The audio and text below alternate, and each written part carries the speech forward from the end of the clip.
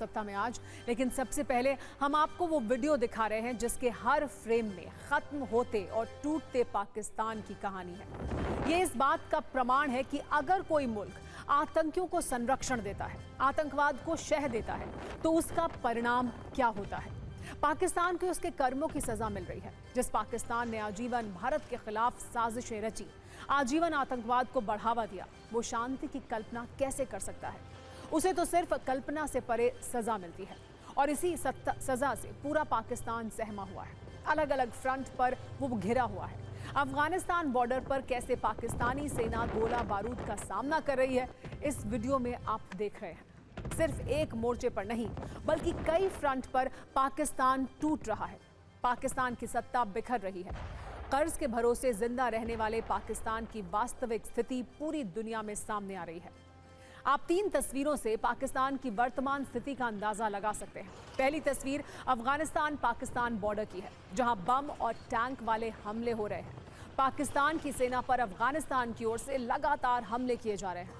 दूसरी तस्वीर पाकिस्तान के डर की है। भारत में मॉक ड्रिल के ऐलान के बाद पाकिस्तान कांप रहा है।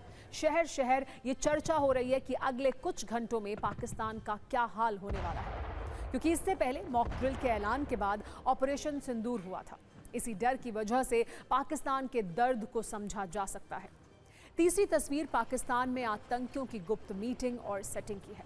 टेंट लगाकर बहावलपुर में टेरर मीटिंग हुई है। इसमें आईएसआई के एजेंट भी शामिल थे। इन तस्वीरों से आप समझ सकते हैं भारत को खोखली धमकी देने वाला पाकिस्तान कैसे टूट रहा है। इन तस्वीरों से समझिए पाकिस्तान अफगानिस्तान बॉर्डर पर हो क्या रहा है। कैसे अचानक अफगानिस्तान बॉर्डर पर तनाव बढ़ गया। ऐसा लग रहा है कि पाकिस्तान और अफगानिस्तान में युद्ध शुरू हो चुका है। अफगानिस्तान के बरमाचा सीमा क्षेत्र में जबरदस्त फायरिंग हुई है। यह इलाका बलूचिस्तान के पास का इलाका है। स्थानीय अधिकारियों के अनुसार बॉर्डर पर नई चौकियां बनाने को लेकर यह विवाद शुरू हुआ था और विवाद का विस्फोटक विस्तार हुआ। गोलीबारी शुरू हो गई। पाकिस्तान को टैंक भेजने पड़े। ऐसा लग रहा है कि अफगानिस्तान की तैयारी बहुत बड़ी है। बताया जा रहा है कि पहले पाकिस्तान ने अफगानिस्तान के कुछ इलाकों पर गोलीबारी की थी। उसके बाद अफगानिस्तान की ओर से तालिबानी आर्मी ने जवाबी कार्रवाई की है। अफगान सीमा पर बनी चौकियों को तोप से धुआं किया गया। रिपोर्ट के अनुसार अफगानिस्तान की ओर से पाकिस्तान के बलूचिस्तान प्रांत में हमला किया गया है। इस हमले का दावा बलूचिस्तान लिबरेशन आर्मी ने किया है। घटना के बाद दोनों देशों के बीच सैन्य गतिरोध बढ़ गया है और सीमावर्ती इलाकों में हाई अलर्ट जारी किया गया है। बीएलए ने दावा किया है कि पाकिस्तान और अफगानिस्तान के बीच ये जंग पाक बॉर्डर से लगे चाघी जिले में शुरू हुई है, जहां पर पाकिस्तानी सेना को तालिबानी फोर्स ने तगड़ा जवाब दिया है। बीएलए का दावा यह भी है कि अफगानिस्तान की सेना पाकिस्तान के अंदर भी घुस गई है।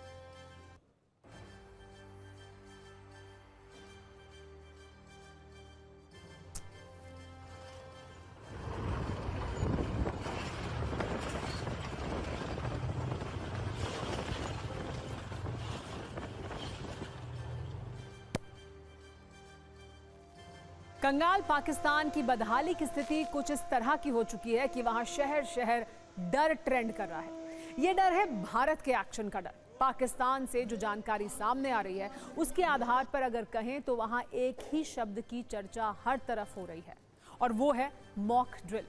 इसकी कहानी यह है कि पाकिस्तान से तनाव के बीच 7 मई को भारत ने कई शहरों में मॉक ड्रिल की थी। इससे पहले ऑपरेशन सिंदूर हो गया था, जिसके तहत पाकिस्तान के आतंकी अड्डे, कई एयरबेस तबाह किए गए। अब भारत ने पाकिस्तान से सटे 5 राज्यों में मॉक ड्रिल की घोषणा की है। कल गुजरात, राजस्थान, पंजाब, हरियाणा और जम्मू कश्मीर में मॉक ड्रिल होगी। तो पाकिस्तान को यह डर सता रहा है कि जब पहली मॉक ड्रिल से पहले ऑपरेशन सिंदूर हुआ तो अब क्या होगा। पाकिस्तान में और क्या चर्चा हो रही है, आप देखिए।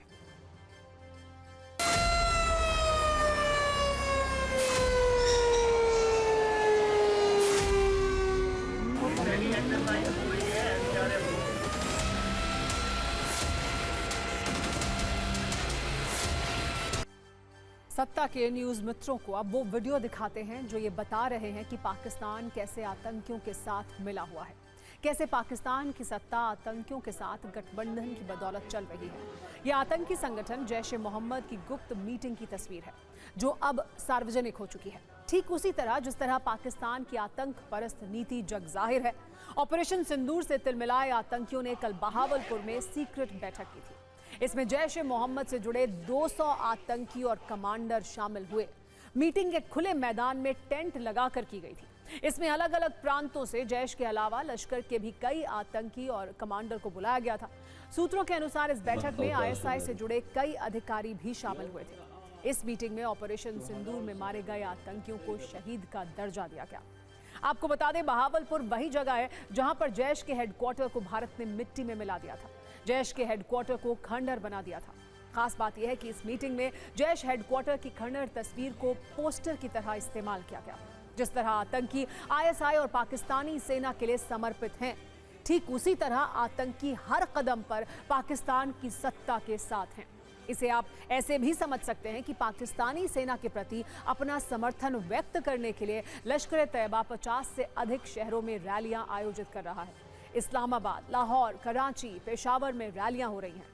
सिर्फ 67 सेकंड की वीडियो रील में आप देखिए पाकिस्तान में आतंकी कैसे सेना और आईएसआई के साथ मिलकर अपना अस्तित्व बचाने की तैयारी कर रहे हैं।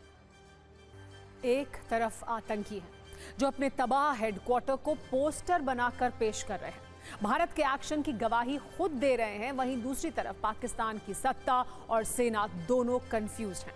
इसकी सबसे बड़ी वजह यह है कि वो लगातार झूठ बोल रहे हैं, इसीलिए अलग अलग बयान दे रहे हैं, अलग अलग बातें कह रहे हैं। पाकिस्तान के प्रधानमंत्री शहबाज शरीफ और सेना प्रमुख आसिम मुनीर ये तय नहीं कर पा रहे हैं कि वो कहना क्या चाहते हैं। भारत की कूटनीतिक स्ट्राइक से इस तरह आहत हैं कि दोनों के तेवर बदले बदले से हैं। मुस्लिम मुल्कों के दौरे पर गए शहबाज शरीफ ने कहा है कि वो भारत से बातचीत के लिए तैयार हैं। वहीं सेना प्रमुख आसिम मुनीर ये कह रहे हैं कि भारत को जवाब देंगे। वो खोखली धमकी दे रहे हैं।